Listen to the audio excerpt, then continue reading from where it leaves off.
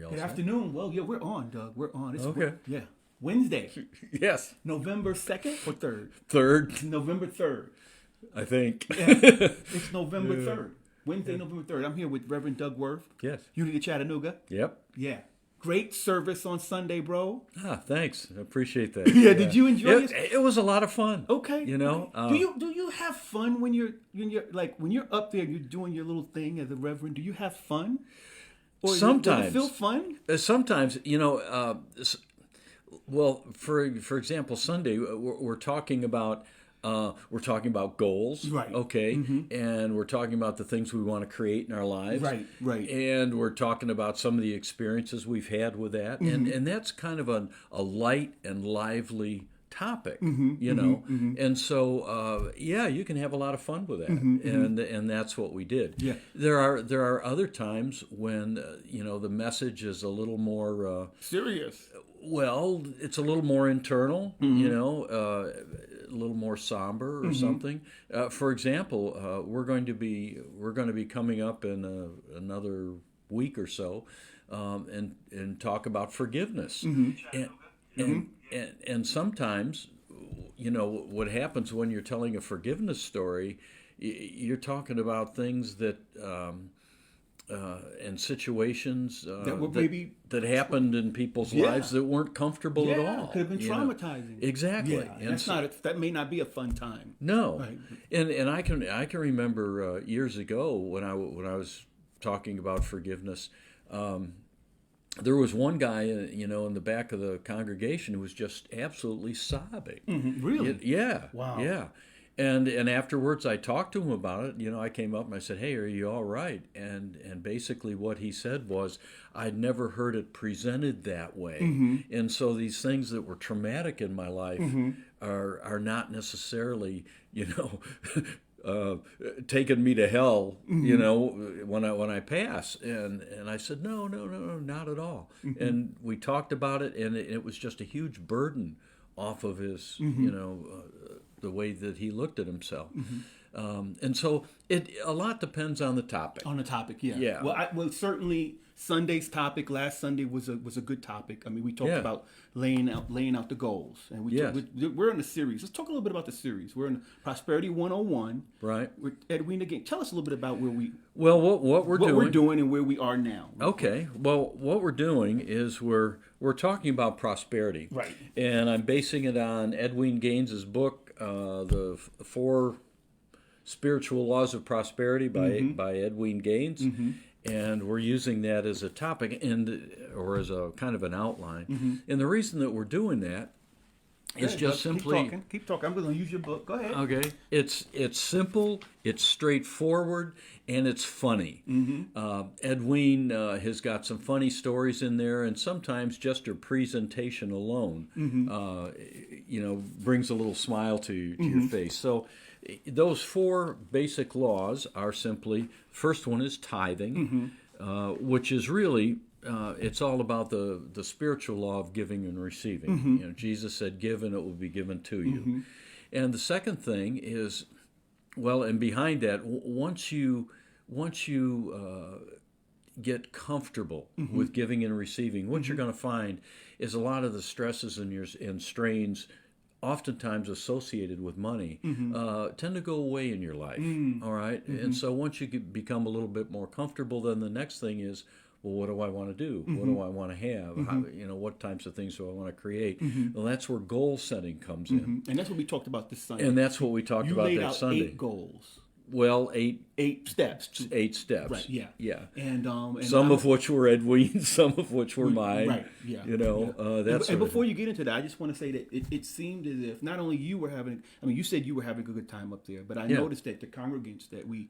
That attended this service to talk on Sunday had a really good time. And that's good. How I noticed that is not because they said they had some of them did say they had a good time, but I did notice that people were just more, everybody was kind of participating in the after the service. People kind of helped and got things in order so that we can leave on time, and I really appreciated that from the. Well, there was another thing too. some of the other live services we've had have been in the park. All right, and there's trains going by, and there's people all over the place and things. But this time we had rented a facility, and I forgot the name of it, but it was over in Red Bank, the Red Bank Community Center. Yeah. Okay.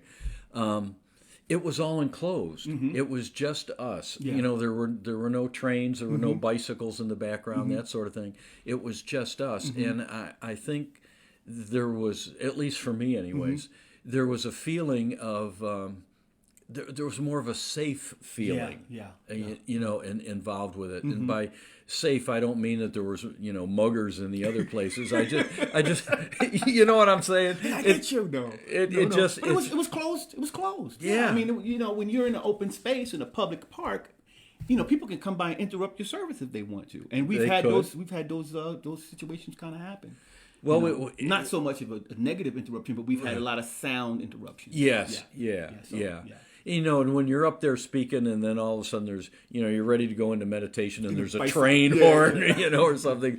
But we had our own space, and I think that contributed. Yeah, it gave us a sense of community, more of a sense of community together. Yeah. And the other thing too, you know, Landis opened it with some songs that were reminiscent of Cindy Lou Harrington when she was with us, and that brought up memories for me, and we talked about that a little bit, and there were 2 or 3 other things that were kind of spontaneous, and I think all of that contributed. So yeah, it was a lot of fun. Yeah, it was a lot of fun. So tell us a little bit about the steps that you laid out in order to well, there was 8 of them, and basically, you know, if you want to create something in your life, the first thing you've got to do is you just have to be very, very clear about what you want, and you've got to remember that there's 2 aspects. Well, there's more than that, but there's 2 aspects to the creative process. Number 1 is your visualization of it. You got to be clear about what that is. And the second thing is the feelings, which is the energy behind it. And so once you've got an image and you've got the feeling for it, then the very next thing is the power of the spoken word, because that's what energizes the whole thing, you know, and that's where the law of attraction comes in. And it's funny, you talk about the power of the spoken word and putting that out there. It's one of the things that you mentioned in that is that you shouldn't tell people about this. That's right. And so even though the power of the spoken word is something that you need to accomplish, I guess you would do that within yourself and maybe with people that are positive, not so much. Well, I'll give you an example. And this is a Reverend Ike example. Okay. So you're driving along, and you haven't got an awful lot of money, and you're in an old dilapidated car, and you want to see, you know, you'd like a better car. Okay. And what drives by is a brand new shiny Cadillac. Okay. So what goes on in the self-talk? Okay. There's 2 ways to look at it. One part of the self-talk is that rich SOB, you know, he probably got his money by, you know, ill-gotten means or one thing or another, and I hate him and all that. Or, as Reverend Ike said, you look at that and you say, that's for me. You know, there's 2 ways of looking at that, and that's the self-talk. Okay, that's and as you talk with other people about it, man, I want that Cadillac. I'm going to have that Cadillac. That's positive. Okay. Whereas if you go the other way, you know, from your mouth to God's ear, you know, is you think that's ill-gotten means? Okay, well, okay, fine. But it's not going to happen. It's not going to happen. I understand. All right. Yeah. So the first step is really being clear about what you want, a clear mental image, and a very, very positive feeling about it. The second thing is that usually there's more than one thing you want. Okay, there's other things in your life, and so make a list of those things, prioritize them, put dates on them. You know, that sort of thing. Make treasure maps of it, so where you can see the pictures all the time. The third thing. Is there a reason why we prioritize them? Is there a reason why we have to prioritize them? Yes. Like, we have to put why? Tell me why. Why I have to put 1, 2, 3, 4, 5? Like, you know, why? Well, the most important, the least important. Like, I guess. Tell me a little bit. Well, let's say. You want a better career in your life, okay? And you also want a dog, okay? Which one is more important? Which one's more important? My dog, man. No. There you go. Okay. There you go. So, Again, first things first, second things not at all. So the one that you want to focus on is the one that's maybe the most important. And that importance is gonna give more energy Exactly. and produce quicker. Yeah. Because of the energy that you're Well, radiating. and I'll tell you something. I've been in the business world for a long period of time, and in the jobs that I had, typically there was a bunch of stuff going on all the time. All right, and I had multiple projects and things that I wanted to accomplish, and there is a tendency sometimes to look at the ones that are easiest to do. Okay. Yes, it Not is. necessarily the ones that are most important. So if you get down into the minutia of the ones that are easier to do, and you keep not, the ones that are most important never come. they never Okay. come, right. And then they start weighing heavy on you, and then there's crisis and all that kind of stuff. So the idea here is work on the ones that are most important. If you want a new job, spend some time looking through the want ads, or it's online now, but Put yourself first in things, there. first things first. What are the most important things? The third thing is act as if you've already achieved your goal. So, like I said, if you want a new house, go talk to a realtor. If you want a new and better relationship in your life, create a space in your house for it. I like that part when you said that. Yeah, on Sunday. create a vacuum for create it. a vacuum for it. Yeah, That sort of thing. clean out the space.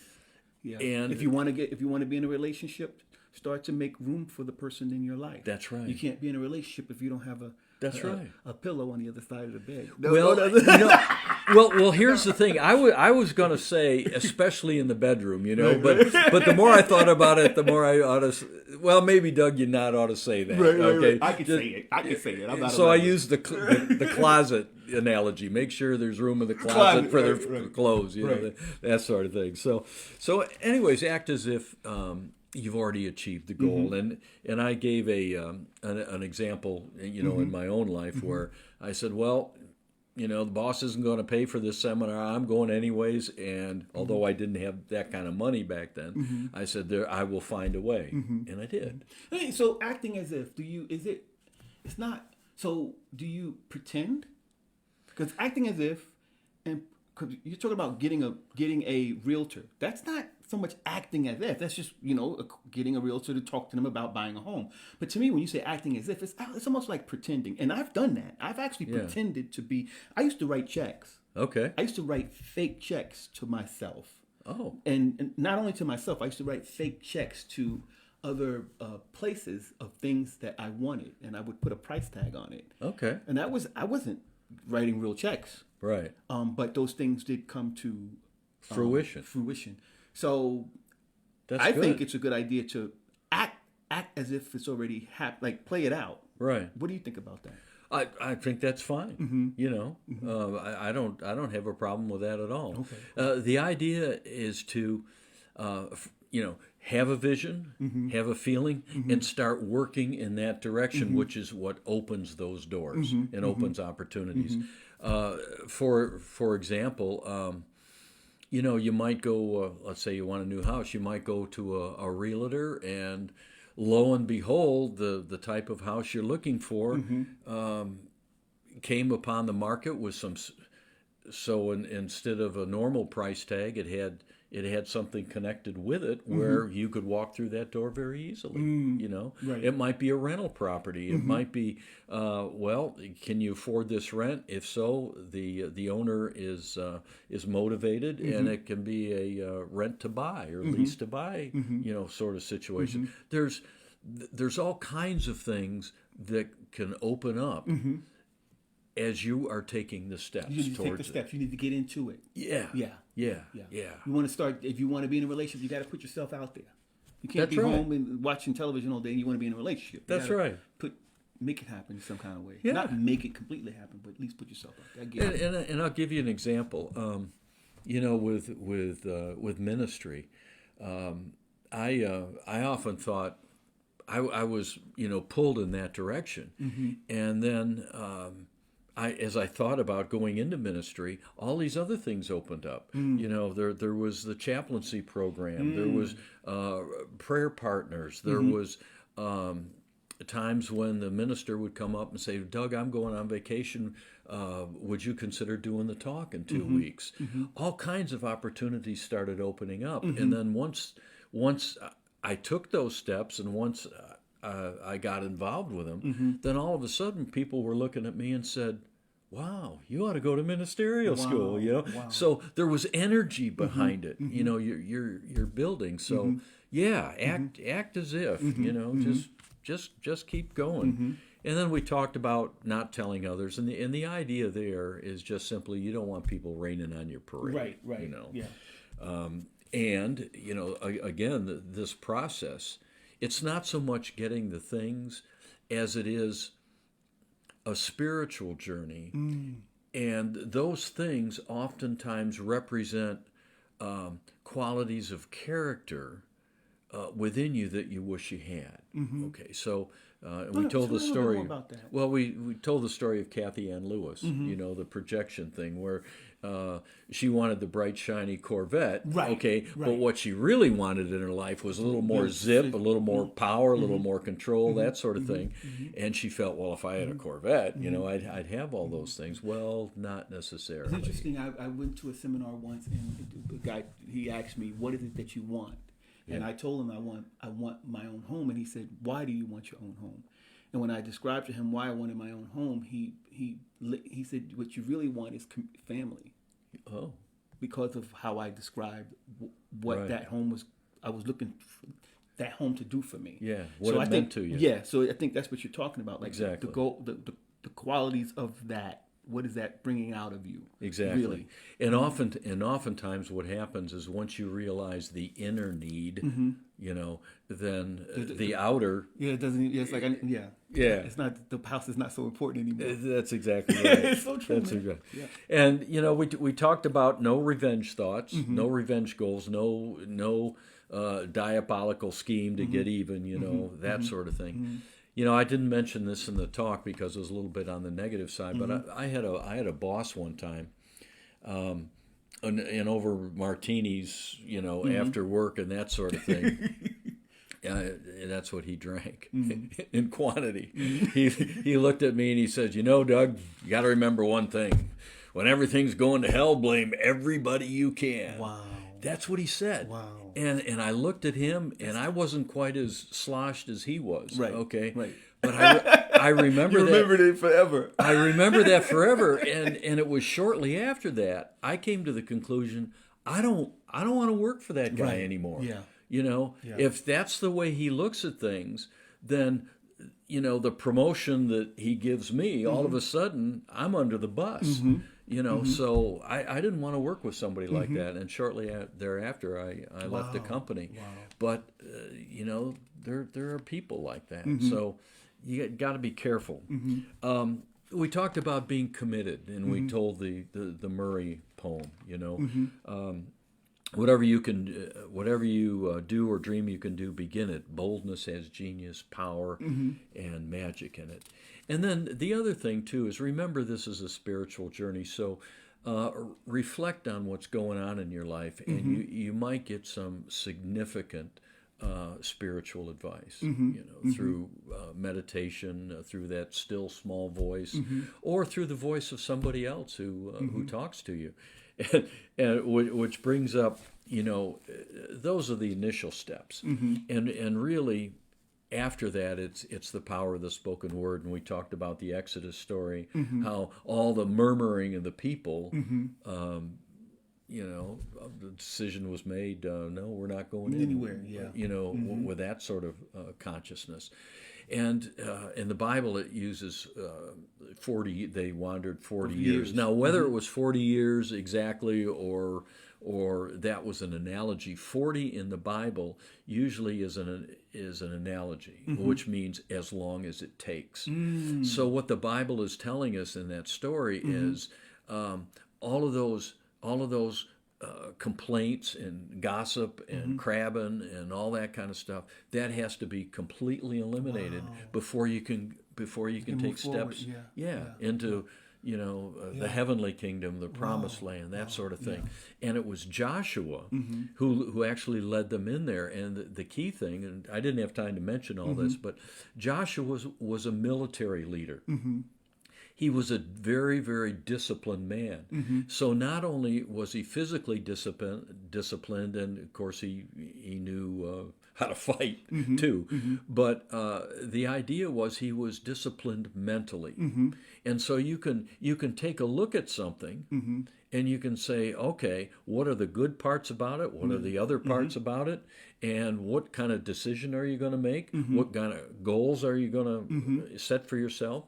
In any major adventure, there's always risks, so be aware of the risks and then choose to go forward. Yeah. Now, in the Bible, in the Sermon on the Mount, Jesus said, let all your comments either be yes, yes, or no, no, which means simply you can look at a situation, you can size it up, and you can say, okay, these are the things that are appropriate, or that's not for me, and you let it go. But the worst thing you can do, and that's kind of the point of where we're going after this, is if you see the things you don't want, don't just sit there and crab and complain about it. Right. That sort of thing. You just say it keeps you in it. Exactly. Yeah.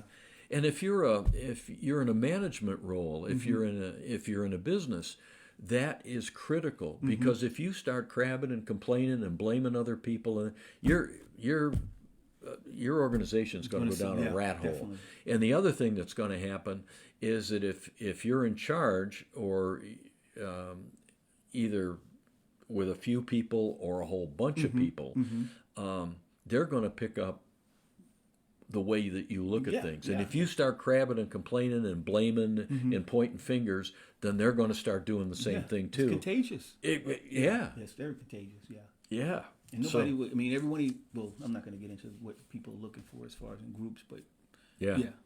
One of the key things that I want to talk about this morning is that we told the Edwin Gaines' story, where the minister said, Edwin, don't bitch, okay? And she looked it up, and she found that psychologists said, okay, 21 days will create will break one habit and create another. There was a classmate of mine by the name of Will Bowen in ministerial school. And upon graduation, he used the same book, and he was teaching a prosperity class based on Edwin's book. And he got to that section and that particular story, and Will said, we need to look at this a little bit. And so he made a 21-day calendar himself and said, I'm not going to gossip or complain or do any of those things for 21 days. And he encouraged the people in the class to do that. And here's what he did. You see this little purple rubber band? Well, it's a band you put on your wrist. Himself, he popped himself. Yeah, so the whole idea was, and this is one of them. Right. A complaint free. This is actually the band that you. Yeah, this was one of them from back in that day. Wow. I still have it. So, anyways, what he did is he handed them out, and he said, "Okay, if you catch yourself crabbing and complaining and doing that, you got to take it off one wrist, put it on the other one, and you got to start over." Wow. And Will said, "Start your days over."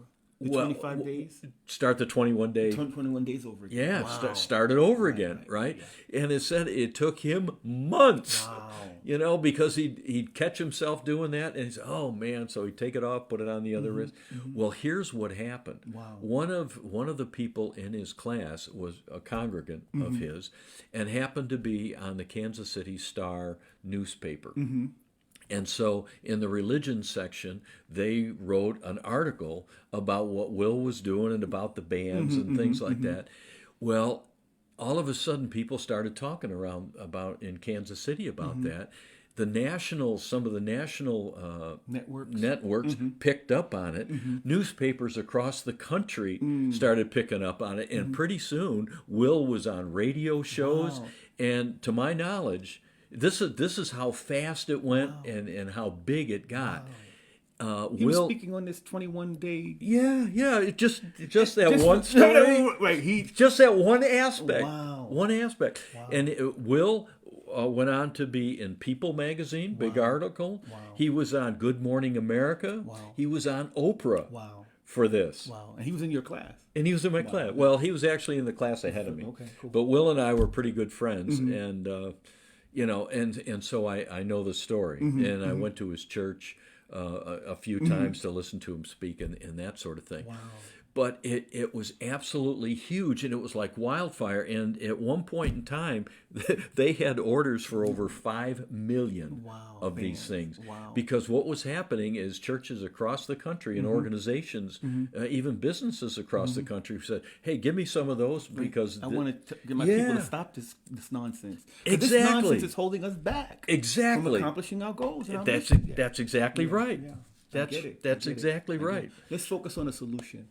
Okay, No, I mean that's what this is saying. Let's stop, get out of the problem, and focus on a solution. that's right. And it trains you to do that on a practical level by by whatever. Training your arm. I get it. I'm just with you. That's all. Yeah. Go ahead, Doug. Well, what I was going to say is that in the Bible, there's a story of the talents. Okay, and the end of the parable is just simply that. Those who have get more. All right, and the story is just very, very brief. What happens is a man has a large fortune, okay, and he calls his servants to him, and he kind of splits it up and said, "I'll be back in a number of years, and this much for you, this much for you, this much for you. See what you can do with it, okay, and I'll be back." So when he comes back, one guy has invested it and made 10 times the amount. And he says, "Great, faithful servant, and here's even more." And then the second one said, "Well, I've made 5 times as much." And he says, "Well, that's pretty good. And here's 5 times more, for you," that sort of thing, puts him over. And then the third guy said, "Well, I know you're a tough guy, so all I did was put it in the ground, and here it is back in safekeeping." And the guy looks at him and, in Bible terms, he basically says, "You idiot, you should have invested it. You should have done something with it." And the whole idea behind that is that when you have goals, when you have things that you want to achieve, go out and do something with it. And when you open those doors, providence is going to move too, and things are going to happen, and you're going to improve, okay? But if you take the talents that you have, if you take the goals and the ideas that you have and you bury them and you don't do anything with them, what have you got? Yeah, I think You've got nothing. I think Les Brown mentioned something like that one time. He said, the graveyard is full of people who have, it's full of a lot of people who have goals or something. I gotta go back and remember what he said, but it's something around that the graveyard is full of a lot of old dreams that never was accomplished. Yeah. Pretty much. Yeah. Graveyard. Not all of the graveyard, but some of it. But Doug, we're almost out of time. Yeah, I know. I just want to touch on one other thing. And it's kind of right along with what we were talking about. One of the other courses that we've done in the past, we did classes based on books, okay, many times because there was great wisdom in. And one of them was called The Four Agreements by David Owen Ritz. Yeah. That's not. I'm sorry, not David Owen Ritz. It's Don Miguel Ruiz. Yeah. And Don Miguel Ruiz was a Toltec shaman. Okay. Native American type of thing, only down in Mexico and Central America. And the whole idea behind the Four Agreements. These are things that you can take a look at in your own personality, and if you incorporate them into your life, you'll change your life, very much for the better. And here's number 1, and I'll just read it to you. The first agreement is the most important one and also the most difficult one to honor. It is so important that with just this first agreement, you will be able to transcend to the level of existence I call heaven on earth. The first agreement is to be impeccable with your word. It sounds very simple, but it is very, very, very powerful. Why your word? Your word is the power that you have to create. Your word is the gift that comes directly from God. The Gospel of John in the Bible, speaking of the creation of the universe, says, "In the beginning was the Word, and the Word was with God, and the Word is God." Through the Word, you express your creative power. It is through the Word that you manifest everything, regardless of what language you speak. Your intent manifests through the Word. What you dream, what you feel, and what you really are will all be manifested through the Word. And he goes into it quite a bit. Doug. I love that. Yeah, it's great. I have that book. I got it. He said, but like a sword with two edges, your word can create also, the most that's beautiful dreams, or the word can destroy everything around you. Doug, we're out of time. Okay. I love you, man. You always, God, you leave me hanging all the time. All right. I love you, though. Let's talk real quick about our the next in-person service. I want to put that up real quick before we leave. And we're not on camera now, but the next in-person is November 28th. At Red Bank Community Center at 11 a.m. We're going to have a potluck and a Thanksgiving leftovers. So bring your leftovers if you're from Unity Chattanooga. We're going to be there on the 28th. If you have your leftovers from Thanksgiving, bring them out on Sunday. Okay. Doug, you're going to be speaking that day? Yeah. And we're going to be talking about part 3. Yeah. What did we talk? Forgiveness. Yeah, forgiveness. Yeah, this is probably going to be a little serious, right? Well, wait a minute. Let me think. I'm going to be talking about forgiveness as a... I'm going to be doing it in there. It's going to be video. It's not going to be. That's not this coming week, but it's the following week. Okay. All right. Okay. And then on the 28th, I'm going to do something about Thanksgiving. Okay. The 28th. I'm sorry. Right. Okay. So we're going to be the next time we're going to be together in person with Unity of Chattanooga. It's going to be on the 28th. Yeah. Yeah. And we're going to do something around Thanksgiving. Right. Day. Yeah. Right. So that's appropriate. For the day. Definitely is. But you're going to be speaking in another. When are you going to speak to the church again on video? On Facebook Live, I'm sorry. 2 weeks. 2 weeks from now. now. Not this coming Sunday, but the Sunday after that. Right. And that'll be on forgiveness. Right. That's part 3. That's part 3. Of Prosperity 101. Yeah. Right. So we're staying in line with that, and we're going to make sure we tune in for that. Doug, thank you so much. Okay, great. We'll see you guys later. Week. They didn't hear you. Say it again. Have a great week. Bye.